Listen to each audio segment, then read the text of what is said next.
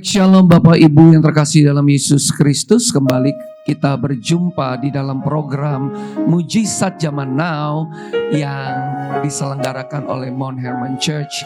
Kami percaya bahwa program yang dibuat ini akan sangat memberkati tubuh Kristus yang menyaksikannya.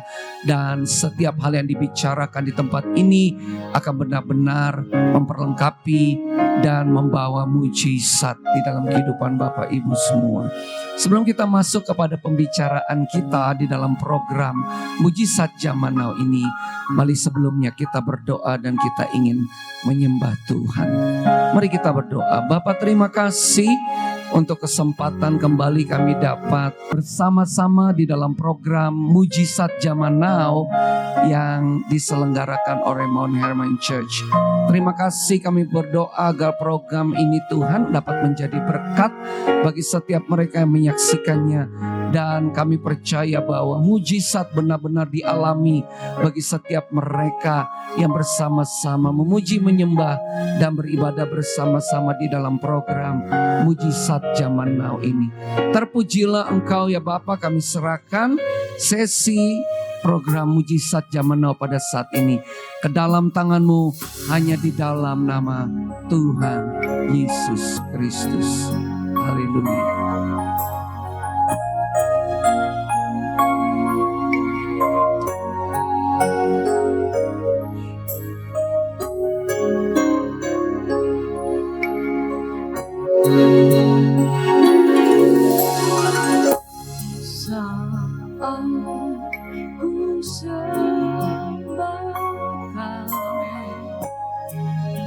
Kau hadir di sini saat ku berseru. Kau pulihkan hati ini, sebab itu ku nyanyi haleluya. Terpujilah Tuhan.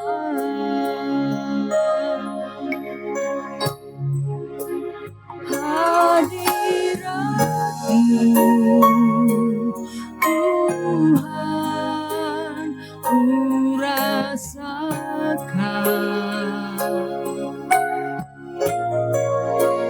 Hadirat-Mu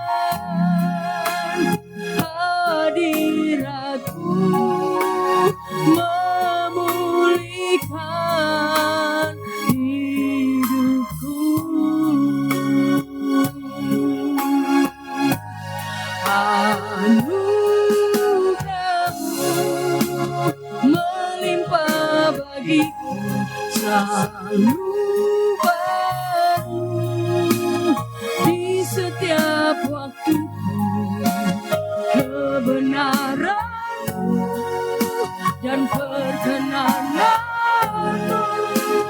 mengikutiku.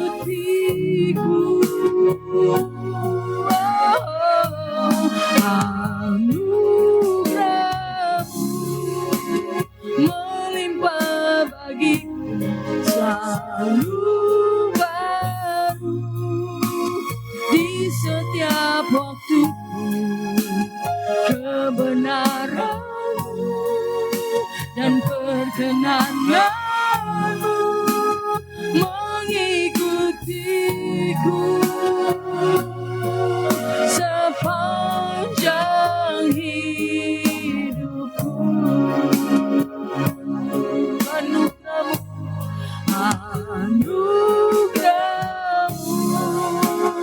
melimpah bagiku, selalu baru di setiap waktuku. Kebenaranmu dan perkenananmu mengikutiku. Anugerahmu melimpah bagiku, selalu baru di setiap waktuku. Kebenaranmu dan perkenananmu mengikutiku sepanjang hidupku. Kebenaranmu dan perkenananmu mengikutiku sepanjang hidupku. Kebenaranmu dan perkenananmu mengikutiku sepanjang hidupku.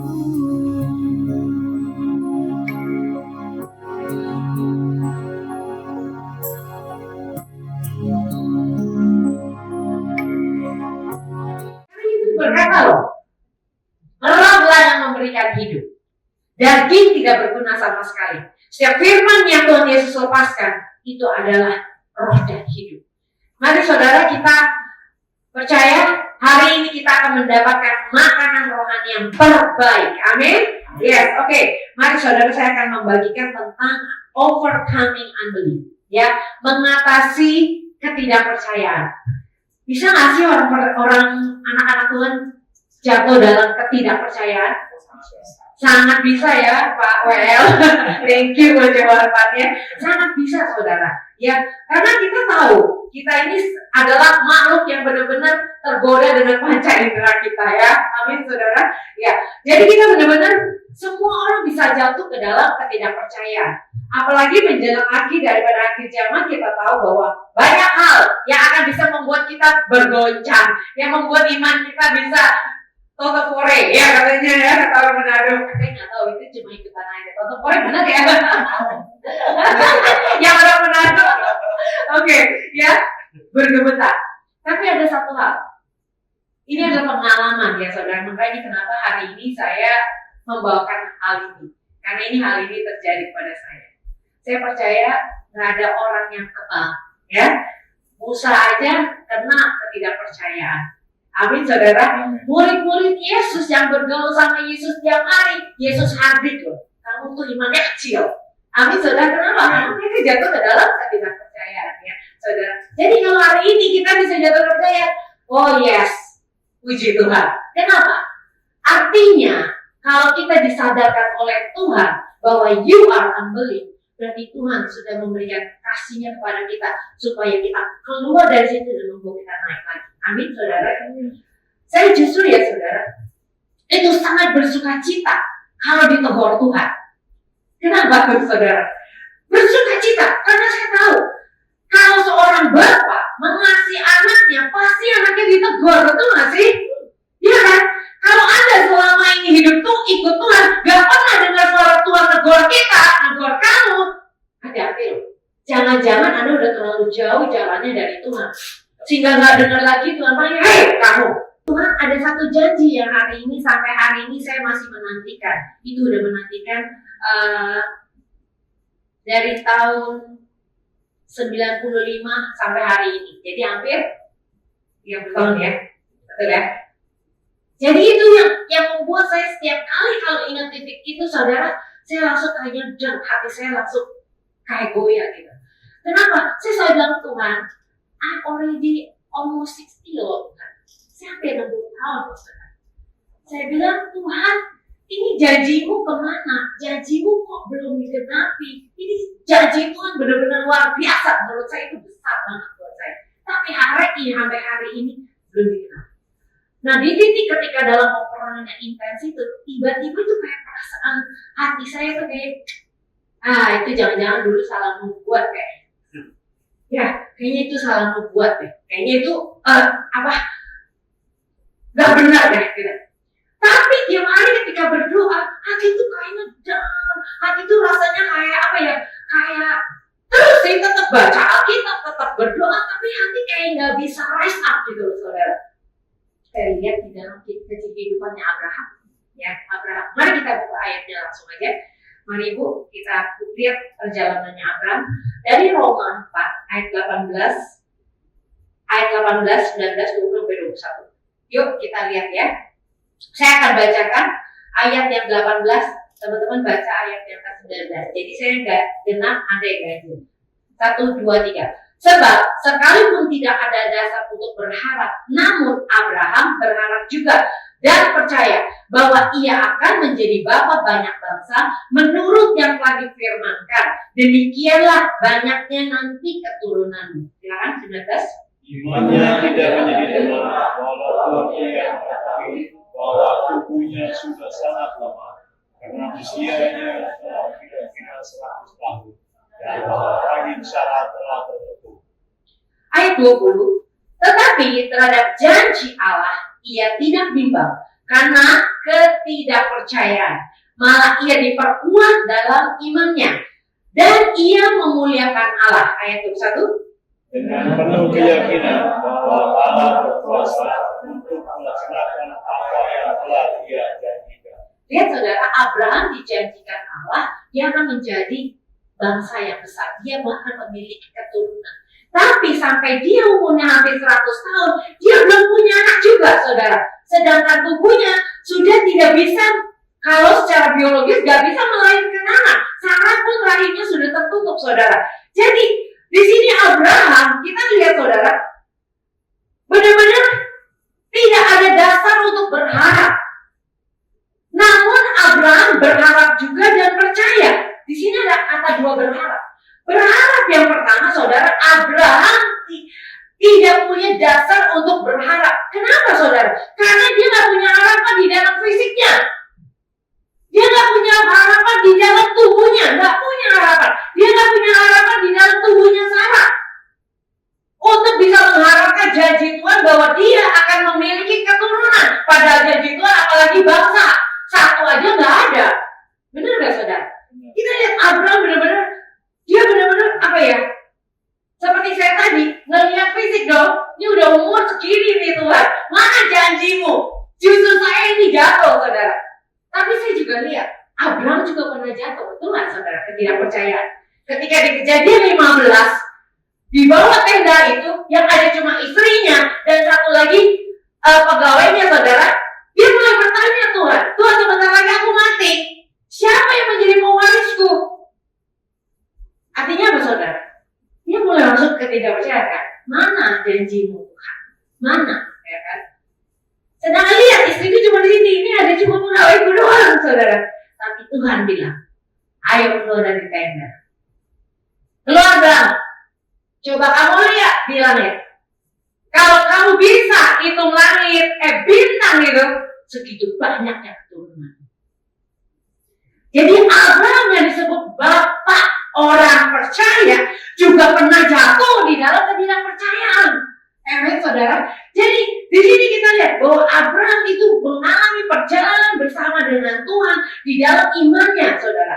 Mari kita lihat. Saya akan pengen menunjukkan ini, saudara. Satu gambaran. Nah, kita lihat, saudara. Gambaran ini adalah gambaran kita semua, ya, saudara ya. Di situ kita lihat di segitiga atas itu ada God and His Word, betul kan? Allah dan perkataannya. Allah menciptakan bumi ini dengan perkataannya, dengan firman-Nya, saudara.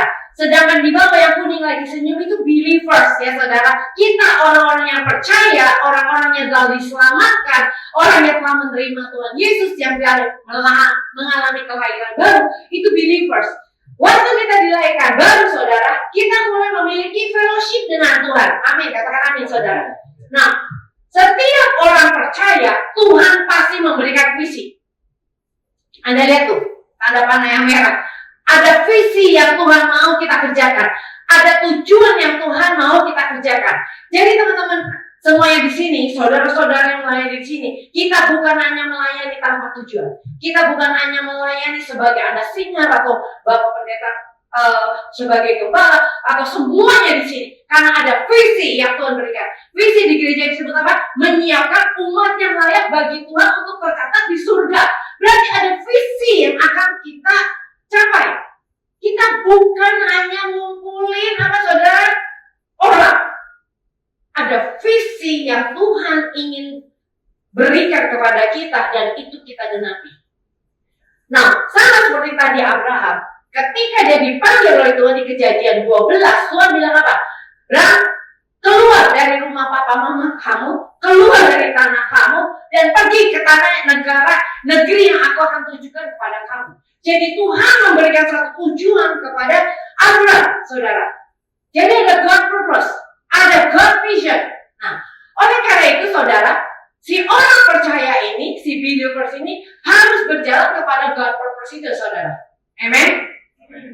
Anda lihat tanda panah itu faith walk. Ketika kita mau menuju kepada purpose Tuhan, disitulah kita mulai berjalan bersama Tuhan. Kita mulai berjalan menuju tujuan ilahi itu bersama dengan Tuhan. Anda lihat tanda panah yang biru itu, Ibrani 12 ayat 1 sampai dengan 2 itu ya saudara ya. Bahwa sekarang kita ini sedang ditonton nih sama pahlawan-pahlawan iman itu saudara ya. Untuk kita dia lihat perjuangan kita di dalam mencapai God's purpose itu saudara. Nah, tapi di dalam perjalanan ini kita selalu juga dicurahkan dengan janji-janji Tuhan. Betul nggak saudara? Ketika kita lagi lemas, aduh kok Tuhan nih, kantong udah kering nih Tuhan, kita mulai, wah berdoa kayak tadi lagunya ya, datang ke altarnya, lagi ada beban nih masalah keuangan, kita berdoa, tiba-tiba Tuhan bilang, no, don't worry, Allah mencukupi menurut kekayaan dan kemuliaan. Wah kita dapat janji kan? Jadi di dalam perjalanan kita ini saudara, kita mendapatkan janji demi janji saudara. Amin. Jadi ada janji demi janji yang Tuhan berikan. Saat kita terus berjalan, dan ada masalah, kita terus bertekun, kita terus percaya firman-Nya, ada janji lagi. Jadi kita jalan satu kebenaran kepada kebenaran yang lain. From faith to faith, ya, dan iman kepada iman, saudara. Nah, Anda lihat, tapi unfortunately, gak beruntungnya di dalam perjalanan iman kita bisa ada kena tadi unbelief. Kita bisa kena kepada ketidakpercayaan. Kenapa kita bisa masuk ke dalam ketidakpercayaan? Anda lihat tuh ada Anda itu tuh apa? Petir, ya, kilat, ya. Kalau di dunia itu kiss, wah, rock tuh ya. Gelambang setan pakainya apa? Petir, ya. Nah, petir itu adalah noise, saudara. Sadar apa nggak sadar, kita itu selalu ada kayak noise. Tahu saudara, intinya noise, suara-suara bisik yang terus ingin ada di telinga kita.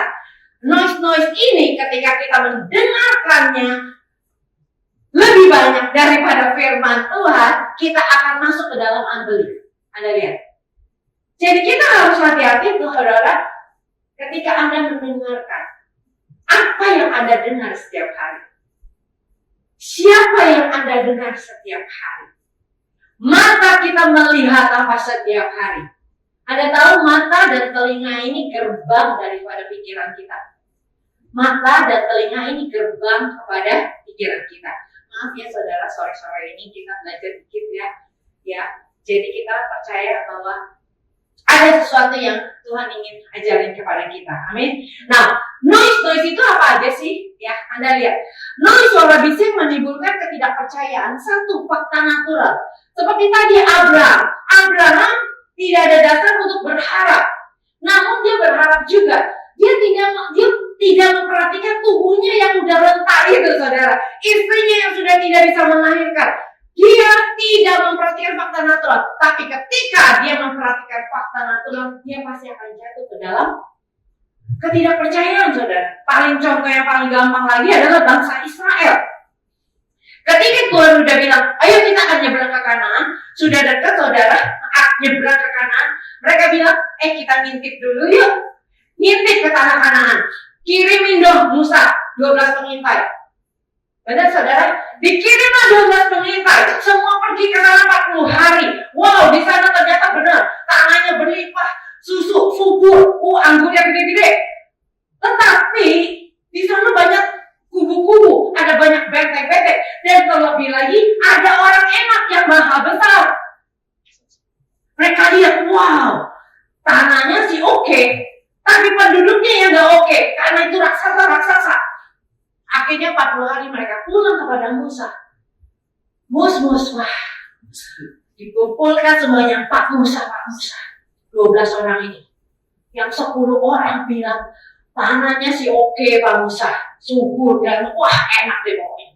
Tapi ada orang enak yang raksasa itu. Kita ini seperti belalang. Tapi si Kaleb sama si Yosua bilang, enggak Pak Musa. Wah pokoknya pasti kita menang. Tuhan ada di pihak kita. Percaya bahwa tanah itu diberikan oleh Tuhan. Anda lihat saudara. Anda lihat bandingkan dua kelompok ini. 10 orang lihat orang enak. Apakah Kaleb sama Yosua lihat nggak? Lihat. Tapi dia tidak memperhatikan fakta natural. Tapi dia lihat Tuhan yang memberikan janji itu pasti membuat kita memiliki tanah itu. Amazing. Jadi hati-hati saudara dengan fakta natural ini.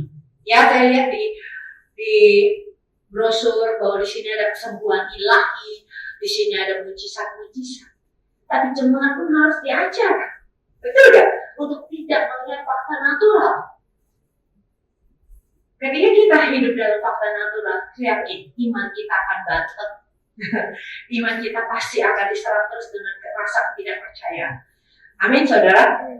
Yang kedua, kita lihat ada noise yang berupa masa lalu. Ada orang yang sulit untuk melepaskan masa lalu. Saudara, masa lalu yang sering kali yang mengikat orang percaya itu adalah kebencian, kekecewaan, kemarahan, saudara, luka batin. Ada sih keempat itu konflik batin. Di masa lalu itu, seperti saya ke Bible aja yang lebih gampang, bangsa Israel memang dia budak di Mesir. Budak di Mesir. Dan mereka sudah dilatih dengan makanan-makanan Mesir. Ada bawang prei, ada ikan, ada pokoknya makanan menurut mereka itu enak sekali, saudara. Tapi ketika Musa ajak mereka menyeberang, dan di situ mereka mengalami nggak ada makanan aja, saudara. Mereka harus bilang, enaknya kita balik. Di sana tuh makanannya enak-enak. Di sini kita mati. Anda lihat ya, saudara? Masa lalu yang nikmat itu membuat mereka tidak bisa masuk ke dalam God purpose. Mungkin dulu banyak orang yang diselamatkan. Mungkin dulu orang kaya. Ya dulu, wah kaya lah. Enak hidupnya mungkin berkelimpahan. Tapi saat dia jadi anak Tuhan, tiba-tiba sesuatu terjadi. Tiba-tiba usahanya bangkrut. Dan dia mengalami kesusahan. Terus dia bilang pada orang-orang itu pasti bilangnya apa? Enakan gak usah ikut Tuhan. Dulu gue gak ikut Tuhan, kaya loh. Gue gak ikut Tuhan dulu, asik loh. Sekarang gue ikut Tuhan, susah. Kira-kira orang ini bisa masuk gak ke God purpose-nya? Pasti dia akan dia gak mau jalan lagi. Ya saudara, Anda lihat masa lalu itu benar-benar kita harus lepas. We cannot change our past. Kita gak bisa merubah masa lalu kita. Tapi kita bisa merubah masa depan kita. Amin. Yang ketiga, intimidasi musuh. Nah, intimidasi musuh ini yang saya kenapa? Ya, saudara itu kayak ini, saya suara-suara sayur-sayur gitu ya. Emang udah tua, lu sebentar lagi juga. Ini ya, udah. Pokoknya yang bikin jantungin kayaknya ada aja gitu loh suara-suara ini, saudara. Nah, intimidasi musuh ini, saudara, ini juga benar-benar nyata, it's a real gitu ya. Like a Goliath, seperti Goliat saudara. Ketika bangsa Israel melawan Filistin, itu suara Goliat siang sama sore, makanan sehari-hari. Mana? Tiap hari dia berteriak-teriak untuk terus mengintimidasi bangsa Israel. Sampai Saul yang ahli perang sembunyi kalau Goliat muncul. Kenapa? Karena dia terintimidasi musuh. Saudara, hidup kita hari ini pun sama. Musuh juga nggak pernah berubah. Dia terus pakai teknik-teknik itu, saudara. Dengan suara-suara itu membuat kita terintimidasi. Ya, kalau kita terus mendengar intimidasi ini, saudara, saya yakin juga unbelief itu, ketidakpercayaan itu pasti menyerang kita. Amin, saudara. Amin. Yang keempat, konflik batin. Nah, konflik batin ini paling sering nih. Ya, saudara, konflik batin itu maksudnya gitu ya. Kekecewaan, iri hati, ya. Ini akan membuat kita juga masuk ke dalam unbelief. Saul iri sama Daud karena gara-gara perempuan-perempuan pada nari-nari, nyanyi-nyanyi. Daud malah berlaksa-laksa. Si Saul mah cuma ya saya gitu. Daud berlaksa-laksa nyanyiin terus. Gimana dia nggak iri? Dia iri sampai akhirnya karena dia iri dia mau bunuh Daud. Sebenarnya destiny dia tetap ada loh, si Saul ini. Tapi karena dia iri, akhirnya dia stop. Malahan justru dia menjadi seperti menentang Tuhan. Anda lihat ya, saudara, konflik batin ini kita perlu hati-hati. Dalam kehidupan kita setiap hari bisa kita tergoda untuk konflik batin. Lihatin orang, makanya kita nggak usah compare dengan diri kita dengan orang lain. Nggak usah bandingin diri kita sama tetangga. Oh, tetangga punya apa, terserah. Tadi pagi, saya lihat di sabun cuci muka anak saya. Tulisannya sederhana loh, dia bilang gini. Great life is a simple life. Ini tulisan lucu banget ya. Great life is a simple life. Kita tuh orangnya jangan terlalu overthinking. Simple life, itu saudara ya. Kenapa kita bisa jatuh ke dalam iri hati, bisa jatuh dalam persaingan? Karena biasanya kita nggak simple. Kita pengen lebih daripada orang lain. Padahal Tuhan memberikan kita kasih karunia setiap kita cukup. Amen. Ya saudara ya. Nah ini noise ini saudara. Selesaikan kalau hari ini Anda masih ada kebencian, iri hati, marah dengan orang lain. Selesaikan hari ini juga. Selesaikan saudara. Karena itu akan membuat hati Anda tercemar. Dan lambat laun Anda akan berhenti. Ya. Dalam perjalanan iman kita. Saudara, antara mendengar dengan melakukan, saudara, itu ada jaraknya. Sekali lagi, setiap Anda bisa dengar nih hari ini yang di khotbah. Pagi, Pak Hari, tadi siang Pak John, sekarang saya. Anda bisa mendengar itu, tapi belum tentu Anda melakukannya. Belum tentu saya melakukan. Ada gap antara dengar dengan melakukan. What is the gap? Pemahaman. Banyak orang Kristen kita nggak memahami inti kebenaran apa yang Yesus ngomong. Oleh karena itu Tuhan bilang, perbaharuilah budimu. Gimana kita mau memperbaharui orang kita aja kagak ngerti?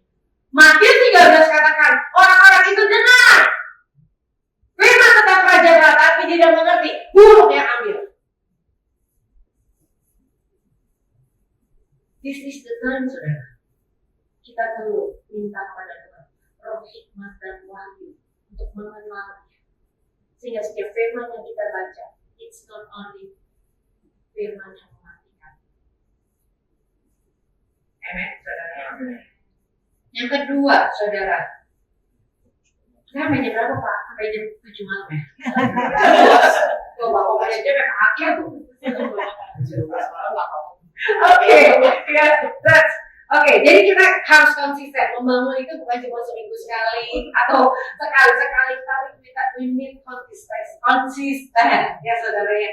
Membangun fondasi, di situ membutuhkan ketekunan, di situ membutuhkan disiplin, di situ membutuhkan bukan orang lain lihat, tapi our heart connected to God.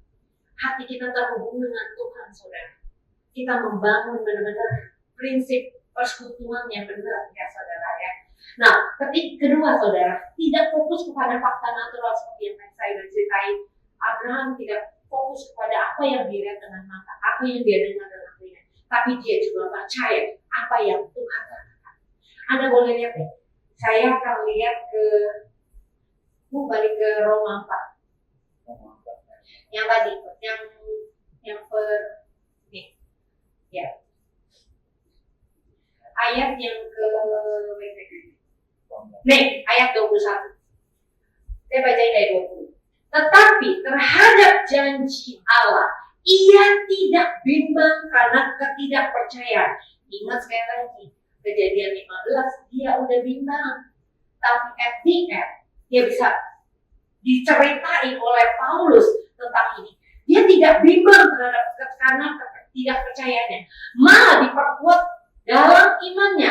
Dan ia memuliakan Allah dengan penuh keyakinan bahwa Allah berkuasa untuk melaksanakan apa yang ia telah janjikan.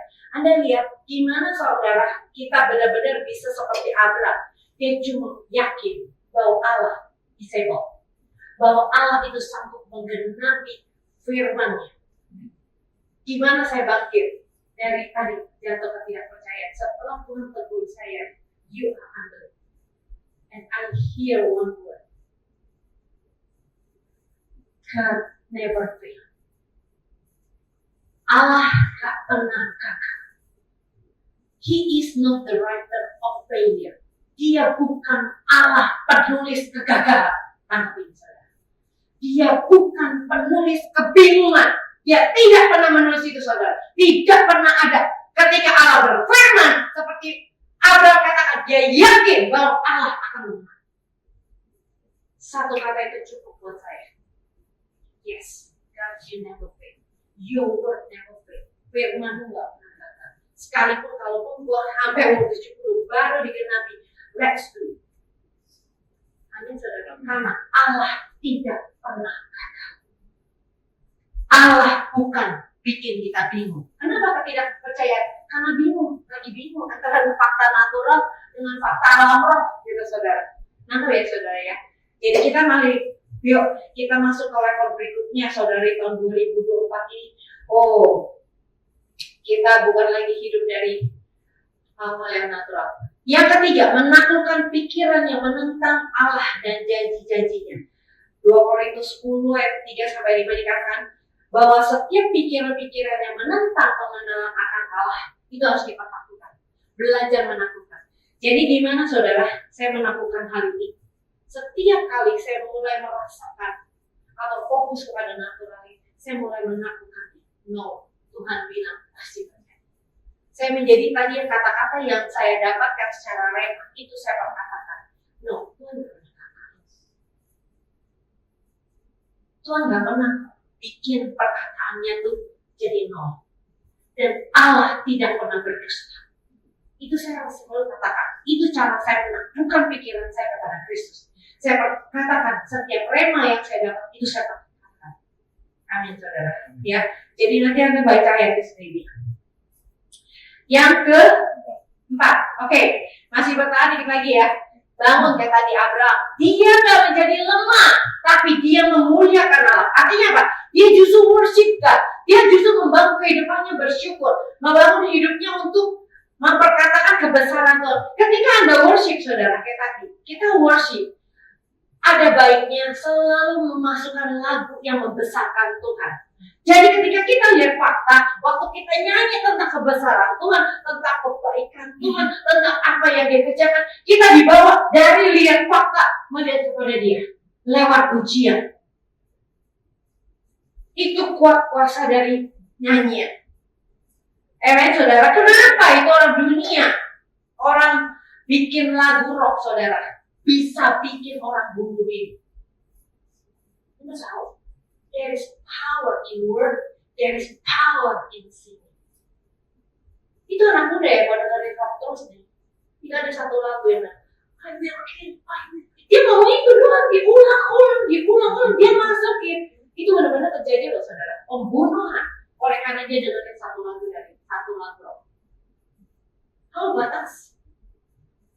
kita punya firman Tuhan yang dahsyat, yang kita nyanyiin terus menerus, apakah tidak berubah kita? Wow, I don't believe that. Aku percaya ketika kita menyanyikan dengan serius tiap kata-kata lagu itu pasti akan membawa kita masuk, membuat mata kita lihat dari yang kecil kepada yang besar. Amin. Ya, oke. Berikutnya. Haleluya, hari ini pokoknya belajar. Yang kelima, memiliki keyakinan bahwa Allah berkuasa dan sanggup melakukan apa yang Dia katakan atau janjikan. Yang tadi saya udah ceritain ya, saudara. Yang keenam, hidup dalam komunitas yang saling membangun. Nah, ini yang saya mau nyatakan. Saudara, mungkin Anda masih kerohanian Anda belum cukup dewasa. Oleh karena itu, kenapa kita perlu ada gereja? Kenapa kita perlu ada komunitas seperti ini, saudara? Mungkin kita di rumah udah gak kuat, di rumah kita udah kayak diintimidasi, gak bisa bangun sendiri. Datang ke dalam komunitas orang percaya. Datang ke sini.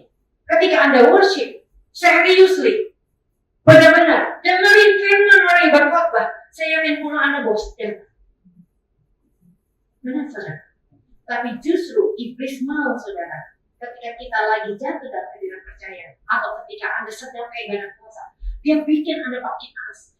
Dia nggak usah gereja. Orang gereja sama aja. Kamu lihat kan kemarin si Ano, dia juga memblek, gitu kan? Dia justru mau kita dipisahkan dari kelompok orang yang percaya supaya kita sendirian. Pada saat kita sendirian itulah kita seperti main pertandingan tinju. Ada lihat nggak pertandingan tinju? Kalau kita melihat si siapa dulu, Muhammad Ali mah zaman dulu ya. Ya udah, kalau saya nggak apa-apa ya, nggak apa-apa biasa. Jadi kita lihat kalau dia udah itu dia pojokin kan, musuhnya di dekat pinggirnya, dia langsung gitu kan, kasih cek kiri kanan. Kenapa? Udah pojok sendirian sini. Gak ada tempat lagi untuk lari-lari ya, gak ada. Dia mepet di sini. Iblis cara kerjanya gitu, saudara. Ketika Anda lagi diserang, ketika Anda lagi terintimidasi, ketika Anda lagi sedang terus makan racun dari dia, saudara, perkataan mata yang Anda lihat, dia terus Anda nggak mau fokus dengan orang-orang komunitas yang benar. Anda sedang memberi dia Anda masuk pojok sini. Anda sedang memberi diri untuk Anda dihajar ke sana. Makanya jangan kita enteng berkumpul. Kita harus benar-benar saling menasihati. Saya tutup dengan ini, saudara. Saya tutup dengan ini, saudara. Di dalam rumah Tuhan, setiap orang perlu bertumbuh. Karena seperti tadi kita dalam perjalanan kita dalam iman, bisa ada saudara kita yang jatuh. Satu jatuh, tapi yang satu lagi bertumbuh. Ya, mungkin kita awalnya juga lagi lemas. Tiba-tiba teman kita yang terus bertumbuh, bangun kita lagi. Jadi nggak ada alasan untuk kita ada di tempat ini untuk tidak bertumbuh. Karena Tuhan akan tadi menyiapkan umatnya. Jadi teman-teman, this is the time untuk kita semuanya mengikuti apa yang Tuhan mau. Let's build up. Bangun, arise. Bangun dari tidur kita. Ini saatnya benar-benar Tuhan akan kirimkan Tuhan yang tepat.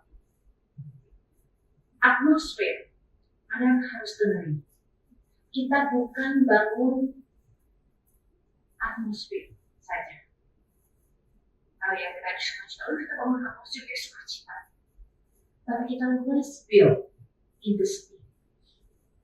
Kita harus bangun hadirat Tuhan. Karena hadirat Tuhan ini yang akan menarik orang di bawah naik. Karena hadirat Tuhan itu yang akan membuat.